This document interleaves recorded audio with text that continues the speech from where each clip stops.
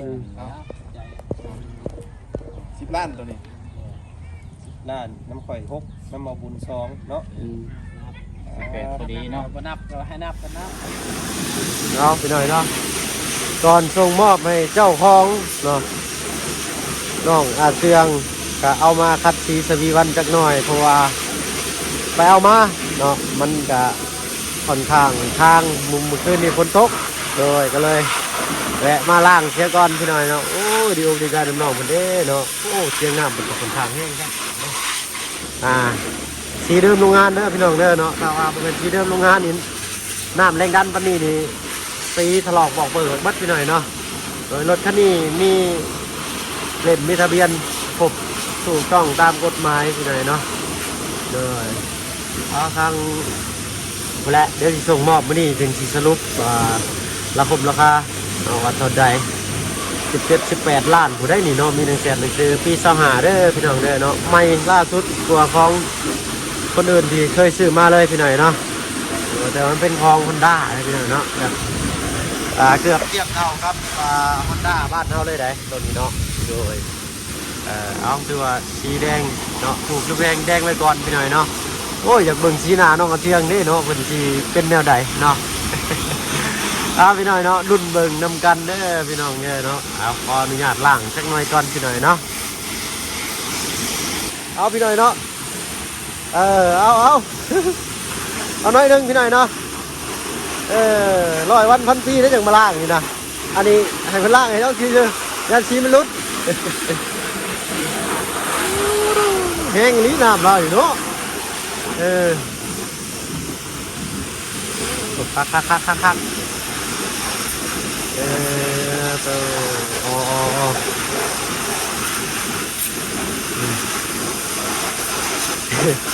กำไรแล้วพี่หน่อยเนี่ยทางอันนี้เราล่างเลยเนาะโอ้งามเอ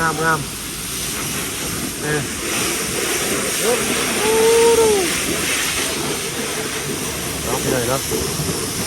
เรื่องใหม่อยู่คันนี้ได้ดิ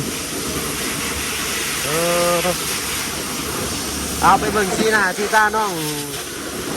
เจียงน้องกันพี่หน่อยเนาะโอ้อยากเห็นสีหน้าน้องเหมือนเป็นแนวไรเนาะรุ่นเบิ่งกันเด้อพี่น้องเด้อเนาะรถมี100,000หนังสือเรียบร้อยบ้านน้องเอิญมีหนังสือเนาะมีทะเบียนจบชื่อดีงาม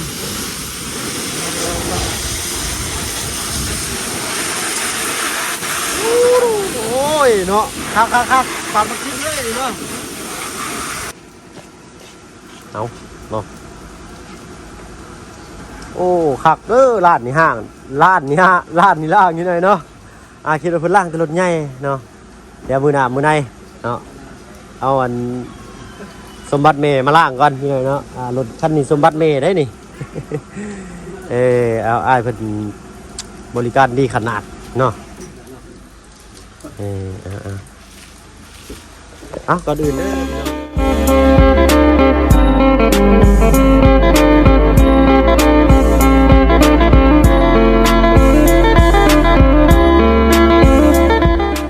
กับทักทายสบายดีผู้ใหญ่ใจดีและเอ็นซีเบิร์ดทุกท่านที่เข้ามาชมช่อง YouTube ก็ผลเคยไลน์คือเก่าเนาะบ่ฝั่งไทยฝั่งลาวหรือว่าทางฝั่งต่างประเทศก็ยินดีต้อนรับเข้าสู่ช่อง YouTube บ่ผลเคยไลน์เช่นเคยมาเปิดคลิปเปิดภาพมากะอันว่าแปลกๆแน่เนาะนอกจากทันที่กับฉันซาพี่หน่อยเนาะโอ้มาล้างรถล้างน้ำไอเพิ่นเนาะมาล้างรถไปรถเจ้าของดอกรถน้องอาเจืองเด้อพี่น้องเด้อเนาะโอ้ยดีอกดีใจน้องเพิ่นเนาะมาลุ้นมึงราคาน้ำกันว่าสิเท่าไรพี่หน่อยเนาะ17-18ถูกยักษ์อันนี้เนาะ17-18 ล้านเพราะว่ามันมีหนังสือได้เนาะว่าแรกก็ว่าอีกก็ว่าอีกเนาะมาลุ้นมึงน้ำกันพี่หน่อยเนาะไปเบิ่งหน้าน้องอาเจียงน้ำกันพี่น้องด้วยเอามาแล้วพี่น้องเอ้ยเนาะทะเบียนยังได้เนาะมื้อนี้890441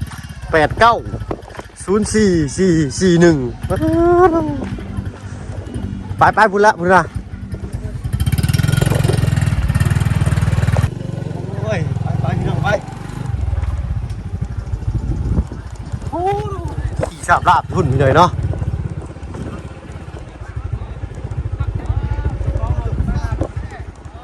โอ้แสบหูแสบตาสบายดีเจ้าด้วย ก็ปิดปากเวียนอันนี้เฮ้ย คนเวียดบ่ คนเวียดบ่ เอออันเดิมเลยโอ้ยเนาะ น้อง เอ ใส่ อ น้องงามแฮงนี่เนาะ เหลือมมาก เพิ่นรถเพิ่นน่ะ ๆอ่า งามเนาะ มีอันมี ช่างใหม่แท้นี่ ไม่ดีเนาะต้องไม่ล่าสุดไม่ล่าสุด เบิ่งแน่นี่เบิ่งแน่นี่เบิ่งแน่นี่ ปียังก็ปี25 ว้า25 สตาร์ทมือได้นี่ เลขงาม โอ้สตาร์ทมือซ้ เลข 4441 ำ89เด้อ89เด้อ ตัวท็อปอีก ตัวท็อปเลยบ่ ฟังเสียงเด้อฟังเสียงนำกัน งาม ลงเลขบ่ลงเลข2อันนี้เลข1ว่างอ่ะจึกอีกบ้านนึง ตัวใหม่เนาะใหม่ โอ้เสียงเหยียบกันบ้างเด้อ ใหม่เด้อ โอ้รูบาทเดียว ตัวใหม่ ต้องพกเลยที่ว่าน้องมันจะใกล้ของเช้าเนาะ แบบนี้บ่เนาะแบบนี้บ่ มันมี2คันแต่ว่าราคามันก็บ่อันนั้นปานใดแล้วก็สิเอาคันใหม่เลยให้เราเพราะว่าเรามันกระเทิงแล้ว โดยราคาแล้วบ่มาพ่นไว้ตัด โอ้โห เจือ นี่ มาลอง นี่ ดู นี่เนาะพอดีอาเจืองเราก็มักอันน่ะแบบว่าขึ้นเวียดเราก็เป็นประชาเวียดอย่าง มีหนังสือพร้อมเพิ่นว่าเนาะ เลย ชื่อของแท้เลย คัก เราว่าเวียดหลายบาทอีก30ไปบาทนี่ ทำสิไปอยู่เวียด มีไว้น้ำไส้ข้างนี้ มีใบน้ำไส้ คักแล้วได้บ่ตัวนี้น่ะ ด้วยได้ ขี่เวียดสบายเลย ตรงนี้เนาะมี โอ้บอกเงินเวียนครับมีอันเก่ง ด้วย แต่เก่งบ่เพิ่นเดิน ด้วย เอาช่องเลยเก่งเพิ่นเบิ่งเจ้าของเลยเก่งไงพี่หน่อยเนาะ เข้า เนาะหับไปอยู่แล้วอยู่ในซานยู่ๆเจ้าของรถยู่เข้ามา ไปขี่ไปรถได้ยังเก่าเนาะ โอ้ยล้างเสื้อหิดตาดิตู้เสื้อหิดตาตู้ เป็นเก่าค่อยมาได้เป็นเก่าปั๊บ ใส่น้องหางมาเบิ่งดูน้องหาง มาพลักหน่อยกับมาลูกแม่ ให้พลักเจิมก่อนเด้อง ามดีเนาะ เจือง โอ้จักแต่ยังแบบ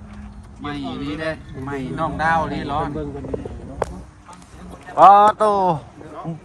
บุกก้อยฮอดปูนบาดนี่เนาะ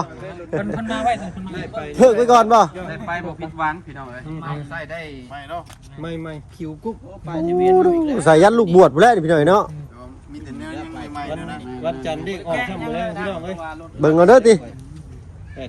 มันคือซ้ำนี่แหละเนาะรถมือสองเนาะ ยางกับยางไม่ได้นี่ ย่างนี่ขี่ได้อีก2ปีพุ่นเด้อนี่ เสียผู้เสียตาเลยเนาะ เท่า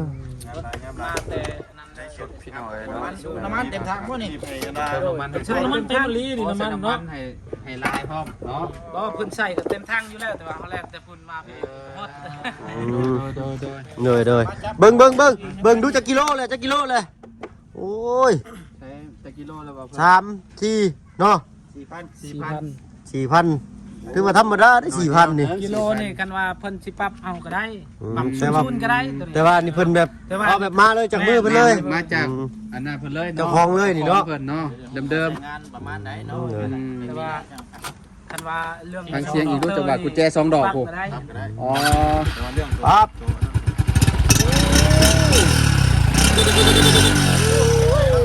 สไลด์เนาะ สิ โอ้สไลด์โอ้สไลด์บ่ เอาลองดูก่อนดูกดบังอยู่เออเปิดตาเลี้ยว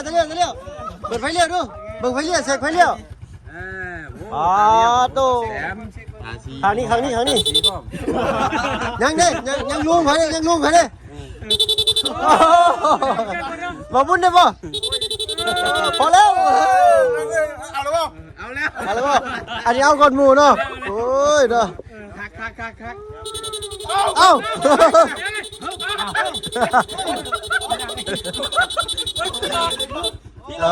โอ้เป็นระบบเพิ่น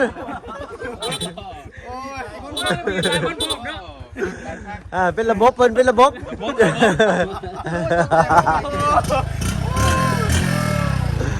เฮ้ยเด้อ เน้นได้ยินเลยยอมหับเลยว่าเสียงเห็นเนาะ ปอโอปิโต แบบว่าเพิ่นเสกรถ ปลาตัว แล้วออกจากเรือนนี่ปิดคอไว้ไม่ได้พูด ต้องไปพูดเลยนะนี่ เอาลองเบิ่งเออ บ่เงียบกริบเลย คอยยังดี ยังดี โอ้อันนี้มีทองเหลืองอยู่ได้ดิ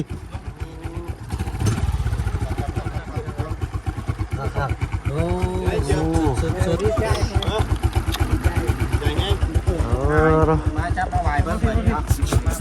จับลงมาลงโซนเนี่ยเบิ่งหาเนาะเอาเบิ่งลงมือเนาะพลักนี่ลงพลักนี่เอาช้อนกันให้เบิ่งรู้จังว่าพลักไว้นะหัวขึ้นแล้วก็เอาพลักขึ้นนะเนาะลงมาลูกเราอุ้มลูกลงมาโคนกับโคนมากับโคนกับโคนรถครอบครัวได้นี่มาไว้เป็นทะเลบัดสีเดือดลงเลยพี่น้องต้องพกบ่ต้องเจียงดำ อ๋อรถยังใหม่อยู่ เชียงจักรแบบเนาะปีใหม่พร้อมเลยเนี่ย เฮ้ยราคาบ่ค่ารถเพิ่นมาถามสอบถามเลยมาพี่เด้แล้วกระปุกราคานี่มันบ่จะงามเลยกระปุกราคาซะได้นี่บ่พอไปนี่ติเงินบ่พอเลยเพิ่นแห้งเด้อตกใจเลยติ เอาบาทนี้เอาลองเบิ้งบาทนี้เด้อ คุยเรื่องเวียกก่อน 8 ล้าน 5 แสนออกใหม่ล่าสุด ปียังอันนี้เนาะ ปี25 เหมือนชาวหงเนาะ น้ำใส่26เนี่ย ใส่26เนาะ5กันเดียวกันเนาะ ใส่เสาหก พี่น้องเอ้ย เมียนอยู่เป็นความร้อนน้ำใส่ชาวหง น้ำใส่26 เป็นผลิตเจ้าหาเนาะออกมาใส่ชะฮกแม่นแท้ก็ผ่านปีมามื้อนี่บ่ เมื่อวาน เดือนกี่นี่ หาก็เดือนลังนี่เนาะ แม่นเด้อเพิ่นฮักก็ผลิตแล้วเมื่อวานนี่นะ มันเขาบอก18กว่าเนี่ยมันสิพ่อบ่แต่ละผู้แต่ละคนมีเท่าไหร่มีไผนี่ เป็นรุดอยู่บ่หรือว่าจังได๋น่ะรุดลุยอยู่บ่ รุดได้เท่าไหร่ครับ ราคาเต็มได้บ่อัน18แสนนี่ ข่อยอย่าลืมได้ข่อยมี6ล้านนึงนะ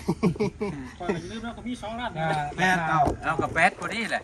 บ่บุญมีเท่าใด มี10ล้าน8แสน อันนี้ พอดี กับ พอดีเป๊ะ ก็ขอเพิ่นลดนั่นแหละเห็นว่ากันแล้วเนาะ เอาเบิดเลยบ่ อันนี้ ยังไม่รู้จะไปที่ พ่อ เป๊ะ ต้องใช้เพิ่นบ่เป็นโหนขายรถนี่ แล้วเราเป็นผู้ขายผู้เอาชื่อ เรา นะ ไปเอามาให้นะ ครับ มีแต่มาแต่ว่ารถค่อยกับปะอยู่เวียดนั่นแหละ อ๋อคือแบบมีใครอยากได้นี่คือแบบเจ้าสามารถเอามาให้ได้ โดยแม่ละ เด้อ เพิ่นไปหิวนะว่า เรา เนาะ อยู่มานะ ๆหับหิวหับหิว ครับหิว แต่ว่าเงินมันยังเฮายังบ่ได้จ่ายเพิ่นนะ อ๋อ เงินเพิ่นให้ค่าคักนี้หน่อยเนาะบ่เคยเห็นนี่มันก็ยังใหม่อยู่ปีใหม่เนาะ ใหม่ หิวอยู่สิ จักแบบมันใหม่เลย จากฮอนด้านี่สุดยอดแล้ว เสียงนิ่มเนาะ ปกติมันก็แต่ว่า18ล้าน5แสนนี่แหละแปลว่าปกติแต่ว่านี่ก็แปลว่าบ่มีคนกันเองก็มีแต่8ล้านเนาะโดยกันเดียวกัน ค่าหิวแล้วก็บ่ได้เอาซะบ่จัก บ่มีซ้ำนี่ ห่านเนาะเอาสิว่าช่วยกัน เมาได้พี่น้องเอ้ย เอ้ย ยามันแดง ก็นี่มันเป็นตลกเนาะเนาะ บ่มีซ้ำดิ บอกกันว่า เสียงนี่แสดงว่าแล้วอยากเอาค่า ค่าหิวเนาะ หาหิวนี่แหละแต่ว่ายาแล้ว เออ โดยเพราะว่าถามเลยทางอาจารย์เล่าบนสอบถามเพิ่นที่อาจารย์แนะนำมาว่าคือผมเป็นโค้งเพิ่นขับอยู่รถอยู่นะ ทำคิวรถ เลย โทรหาพอดีเราไปเวียดพอดี แม่นถือไปเวียดพอดีเลย ถามว่าสิซื้อไว้ให้ไผซื้อโซเรือบ่โดว่าเสียงเจียงแล้วก็เลยไปเบิ่งมาให้ แล้วก็เลยไปหิวใส่ถุงส่งมาให้ เลยว่านี่แหละราคา เนาะ เบิ่งได้ว่าโซเรือเพิ่นบ่ อ๋อโอ้ยสีแดงคักบ่ครับ ล้านเนาะ 18ชวด เงินบาท ใช้ลองขี่มึงยั่วน้องเจียงบาทหนึง เงินบาทเท่าไร18กับไรเบิ้ง8ล้านประมาณ20,000 บาทเท่าไหร่ 28,000 29,000บ่พอดเกือบ30,000เพิ่งจักเนาะ 30,000ได้ ลงมาอีกเลย เกือบ30,000 อยากแบบคือจั่วรถกระไม้เลยครับ ไปได้น้องเจียง ราคา ถึงอกถึงใจ 26,000 20,000ไปเนาะ เสียงกัน เนาะ รถ แห้งก็แห้งรถนี่ มันกัดสมควรแหละพี่น้องมันปีสูงเด้เนาะ แม่นสมราคามันอยู่ สมราคาย างเพิ่น เพราะมันแพง ฮอนด้า หน้านี่ จักฮอนด้ายัง ปีใหม่ล่าสุดเนาะมันจะหาตอนมามีใบน้ำใส แม่ มีซื้อ เฮ้ย เนาะ มันเป็นได้ใบน้ำใส่มันเอาใส่เฉพาะได้เฉพาะทั้ง ได้ นี้ เฉพาะทางเรียบ เออ ทางลาวนี่ดูได้ บ่อยู่ ลา ลาว ว ไม่ได้เบียดกันก็ได้ดีครับ ดุนนี่รับ40,000 ตัวนี้ได้ของแท้แต่ว่า แค่เลย นั่นของแท้ว่าเชื่องเชื่องก็ฮู้ยืนยันแม่นแล้ว ยืนยันเลย แต่ว่าหนังชื่อตัวเขาก๊อปอันหนังชื่อตัวนั้น สี่พาของป้อม เขาก๊อปไว้เนาะอย่ามันเหี่ยมันยัง ของแท้เพราะว่าเวียดว่าเจ้าชิคีเองว่าเพราะว่าเขาชิคีเองเขาจะเอารถตัวมีหนังสือแล้วสบายไป เลย ไป มันใช่เบิ่งเขาเบิ่งน้ำเนี่ย เคยมีได้เนาะ น้องน้ำ โอ้ บ่มี ใช้อ่านให้ฟังได้บ่ตัวถึงมีหยังนี่ บ่ฮู้ หมูเนาะ เดี๋ยวมีเนาะ เอ้ย เว้า 89เนาะอันทะเบียนตัวนี้ก็ทึกนี่น่าจงใช้นำเบอร์แบบว่าออกมาคันที่89ประมาณนี้นะเลขหน้าแล้วก็เลขออกบัตรนะคันที่89เลขสวยซ้ำพี่น้อยเนาะเอ้ย 04 นี่เด้นี่ เลขทะเบียน อันนี้คือ แล้วว่าออก แรงนี่เด้ เลขคิวหลุดออกเนาะตีพิมพ์นะพี่น้อยเนาะ มันถึกบ่เลยว่า เอาแม่นบ่ มันนี่ก็คือกัน เอาตัวเอาตรงเด้อพี่น้องเด้อเนาะตามมันนั่น89 AF ขีด044.41 ทีเนาะคือ 89 ซีเรียลนัมเบอร์ของรถเนาะแต่คันนั้นๆเราสิออกมาว่าซั่นซะ คนเห็นกินจนข้างวะ เอานี่เก็บไว้ดีๆเด้อเจียงเด้อถ้าว่ามีบอลก๊อปปี้ก็ไปก๊อปปี้ก็ได้เนาะก๊อปปี้ไว้อันนี้เก็บไว้ดี ข้างนี่ เวลาเฮาฮดน้ำพ่นหยัง ๆแม่นเลย เราต้อง เอาไปแม่ครับเอาไปเพราะมันไว้แล้วหนังสือตัวนี้จะปะไว้อยู่เฮือน แม่นถ้าว่ายืนยันหยังก็จังแลนมาเอาตัวนี้ถ้าว่าเพิ่นอยากได้อันนี้นะเลย กับเอกสารไว้ ลูกเมียเพิ่นมาพร้อมกันเดี๋ยวก็ถ่ายรูปถ่ายห้อยเด้เนาะ เลยใส่น้องเจือน้องพลักเด้ พลักลูกนอนน่ะ โอ้นอนรับทรัพย์เนาะผู้นี้เนาะของแท้เลยนี่ เอาละบ้านนี้เมื่อบ้านเมื่อซองกับบ่ย่านแล้วบ้านนี้เนาะ มายืนเทียบกัน ไปกันทางไปพุ่นนั่นน้อง ใจครับนี่ พี่ไปเพิ่นยืนข้างนั้นเฮามันถ่ายกล้องข้างนี้ มันยอดเสียง มั เนาะ นมุมเอ้เนาะ จับให้ในเบาพึ่ง ไปมีส่วนร่วมเนาะเขา มา วิธีเพิ่นได้ มีจะคนมี3พระองค์นี่เนาะ แม่น แม่น แล้ว มีเจ้า เอาใส่ไปเอาบ่ซองกันทั้งนั้น เอานะทั้งมาเพิ่งสิขอตัวลำลาก่อนเด้อพี่น้องเด้อเนาะเอาเนาะก็สิจับกล้องให้เพิ่นก่อนพี่น้อยเนาะไปแล้วสำบายดีจ้ะ